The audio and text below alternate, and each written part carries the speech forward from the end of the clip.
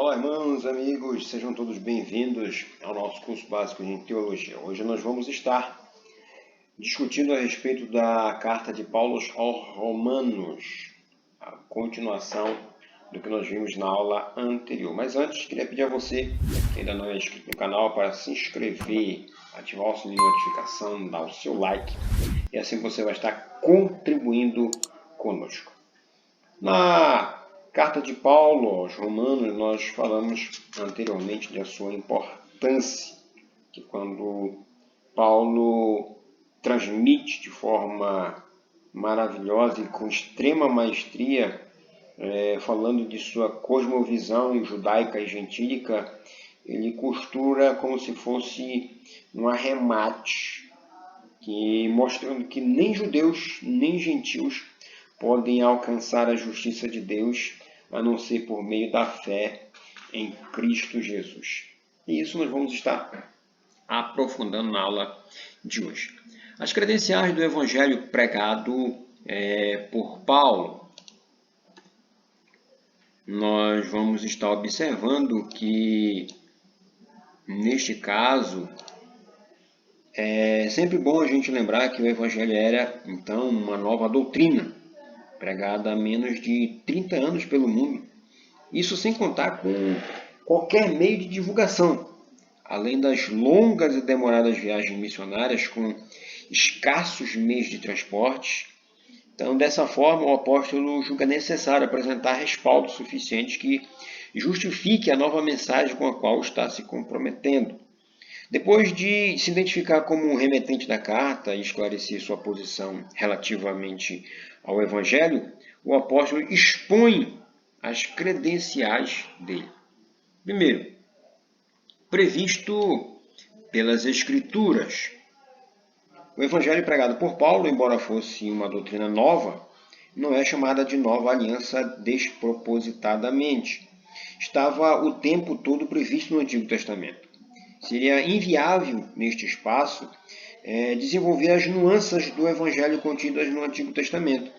Ele é designado como o mistério, o qual seria revelado no tempo certo, conforme a gente vê Romanos 16, 25 e 26, Efésios 3, 3 a 5, 1 Pedro 1, 10 e 12. Né?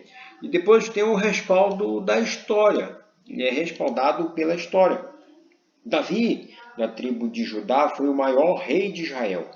Ele foi escolhido para suscitar a linhagem real deste local, onde nasceria o Messias, Gênesis 49, 10. Paulo comprova, portanto, que Jesus, a quem ele prega, é o rei prometido da descendência do rei Davi. Logo, o evangelho dele é respaldado pelos registros históricos da nação de Israel. Depois ele fala da confirmação pela ressurreição, que, de acordo com a natureza humana de Jesus, ele era descendente de Davi. Contudo, segundo a natureza divina, ele era filho de Deus. Se por um lado a linha genealógica comprovava sua identidade humana, por outro, coloca em dúvida a sua identidade como filho de Deus. Mateus 16, 13 a 17. Sua morte na cruz deu margem a dúvidas quanto à sua identidade divina. No entanto, a ressurreição dele atestou indubitavelmente que Jesus era filho de Deus. E Jesus era filho de Deus o tempo todo. O papel da ressurreição é declarar isto, tornar clara, notória e comprovada a sua identidade divina. Depois nós vamos estar vendo no item 2 a justificação pela fé de todo o Evangelho. E aí a gente vê também em 3 itens. Primeiro, a justiça de Deus. O tema que nós observamos na palavra justiça, ele aparece no mínimo 32 vezes no livro de Romanos. Além de apresentar com frequência, outros termos relacionados, tais como justo, aparecem 8 vezes, injusto, 1 vez, injustiça, 3 vezes, justificados, 4 vezes, justificação, 3 vezes, e juízo, 7 vezes. Ou seja, toda a questão do Evangelho tem a ver com a justiça de Deus. Aquilo que o Altíssimo determinou em sua justiça e santidade, ele levará a termo a despeito das tentativas do homem de se auto-justificar. Depois nós vamos estar vendo a total degradação da humanidade, onde o apóstolo demonstra a pecaminosidade humana ao desprezar o conhecimento de Deus. Os gentios, podendo obter a clara revelação de quem é Deus por meio da criação, Romanos 1, 19 e 20, desprezaram tal conhecimento e rebaixaram a sua glória incorruptível à degradante imagem humana. O que resultou disto foi uma total degeneração desta raça, a qual, por se desprezar como imagem de Deus, assumiu a forma de degradação, chegando ao nível de animalidade, conforme a gente confirma em Romanos 1, 24 a 32. Depois nós vamos ter a projeção da justiça de Deus por meio do Evangelho. Nesse item em particular, a gente vai ver que um impasse é criado entre homem e Deus. Se de um lado da balança temos um Deus justo, do outro temos uma humanidade corrompida em seu pecado, e, portanto, em total desvantagem. O nome de Deus é blasfemado pelo homem, o qual fora criado para o louvor da sua glória. Porque Deus é justo, precisa condená-lo. Porque misericordioso, deseja salvá-lo. Como poderia, pois, conciliar o seu amor à sua justiça? A resposta perfeita está no Evangelho. A engenhosidade do Evangelho revela a ira santa de Deus contra o pecado e, concomitantemente, o seu grande amor ao pecador. A palavra revelar, nesse contexto, tem muito a nos dizer. O apóstolo quer dizer que a justiça de Deus se torna mais clara ou se manifesta por meio do Evangelho. A justiça de Deus ela é conteúdo da salvação. O que compete ao Evangelho é fazer e tornar-nos justos aos olhos de Deus. Torna-nos aceitáveis a Deus. Deus é justo e justificador. E daquele que tem fé em Jesus, isso significa que Jesus é o elo perfeito entre a justiça e a misericórdia de Deus. Ele é a resposta para o maior dilema das Escrituras, que é: como pode um Deus santo receber pecadores em sua presença? Pelo sacrifício do seu Filho, que nos livra da condenação do pecado, do poder do pecado. Uma vez livres do fardo da lei do pecado, da morte, Romanos 8, 2, 3, o que nos faz, ou o que nos resta a fazer? Considerar-nos, pela fé, mortos para o pecado e vivos para Deus, seguindo pelo Espírito uma vida justa e agradável a Deus pela santificação no Espírito. Depois nós vamos estar vendo no item 3, os judeus na perspectiva do Evangelho. E aí nós também vamos estar vendo em 3 itens. Primeiro, a imparcialidade de Deus.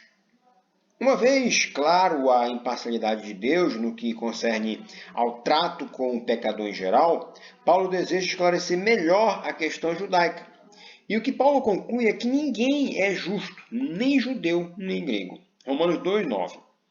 Todos pecaram e são igualmente culpados, pois Deus não faz acepção de pessoas, estando, portanto, os judeus tão desamparados quanto os demais. Mas Romanos 3,21, a boa notícia do Evangelho, se estende principalmente aos judeus. Romanos 1,16. Depois nós vamos estar vendo a soberania de Deus. Nestes 3 capítulos de Romanos 9 até o 11, o apóstolo vai estar discorrendo sobre a regência de Deus sobre a história, ora elegendo os judeus, Romanos 9, 4, 5, ora demonstrando que o seu programa vai acima e além da eleição de Israel, como Romanos 9, 6 a 13. Mas estaria Israel banido definitivamente do programa de Deus mediante a entrada dos gentios? O apóstolo responde negativamente e vai além. Israel está o tempo todo cumprindo soberanamente o propósito de Deus, quer pelo seu endurecimento, provocando a salvação dos gentios, quer pela sua restauração, redundando em glória maior ainda, conforme a gente confere em Romanos 11, versículos 12 e 15, e Romanos 16, versículos 23 ao 31. Depois nós vamos estar vendo que o apóstolo está diante de algo maravilhoso, além do seu próprio entendimento. Não cabem questionamentos, não há explicação que satisfaça a lógica humana. E assim ele faz a única coisa que se pode fazer diante da soberania de Deus: explodir em louvor. Romanos 11, 33 ao 36. E se você prestar atenção, Paulo, ao entoar esse cântico, ele toma emprestado expressões de Isaías e de Jó. Você pode conferir em Isaías 40, versículos 13 e 14, e Jó, capítulo 41, versículo 11, e comparar com essa passagem de Romanos 11, versículos 33 a 36. E no item 4, construindo uma autoimagem adequada ao corpo de Cristo. No primeiro item aqui ele fala: experimente a cruz. Face a face com esta majestosa doutrina e com o coração fascinado pela perfeição da obra de Cristo, o apóstolo se volta aos crentes com uma súplica: ofereçam-se como sacrifício se vocês querem experimentar a vida de Deus. Isso é o capítulo 12. O contexto bíblico deixa nítido que a morte de Cristo ela é inclusiva. Nós estávamos lá. Quando o nosso corpo é dedicado a Deus pela santificação, identificamos-nos com Cristo na sua morte e fluímos na paz com Deus mediante a novidade de vida. O item 2, a justa formação do corpo de Cristo, perante a cruz, é inadequado autoavaliar-se acima dos demais. Romanos 12, 3, posto que a jactância é incompatível com o espírito do Evangelho. Estamos interligados uns aos outros como membros do mesmo corpo. A justiça de Deus ela é manifesta de forma que cada membro tem uma função distinta, sendo todos igualmente úteis e indispensáveis ao corpo. 1 Coríntios 12 vai estar nos reforçando isso. E por último, abrindo mão da justiça própria. O conceito de justificação pela fé implica indubitavelmente em desistir da justiça própria e ceder lugar ao método divino. Na prática, isso significa amar sincera e indistintamente, abrindo mão da vingança até o ponto de retribuir o mal com o bem. Submeter-se às autoridades civis, resistir à influência da carne e manifestar a vida de Cristo. Então, o desejo de viver deliberadamente, sem se importar com o fraco na fé, deve ser contido, pois ninguém pertence mais a si mesmo.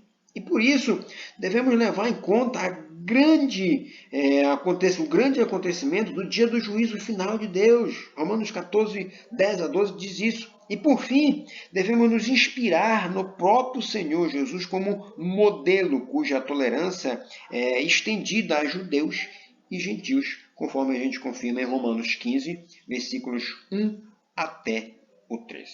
Bom, com isso a gente vai estar concluindo a genuína doutrina do Evangelho, que anula toda e qualquer possibilidade da glória ou do mérito humano. Não há nada que o homem possa fazer para ser salvo. A sua tentativa de ser justo é vã. Seus esforços para satisfazer a Deus são de todo desprezados. Há apenas um escape, e este é crer em Jesus. Um abraço, Deus abençoe você e sua família. Até a próxima aula, querendo Deus.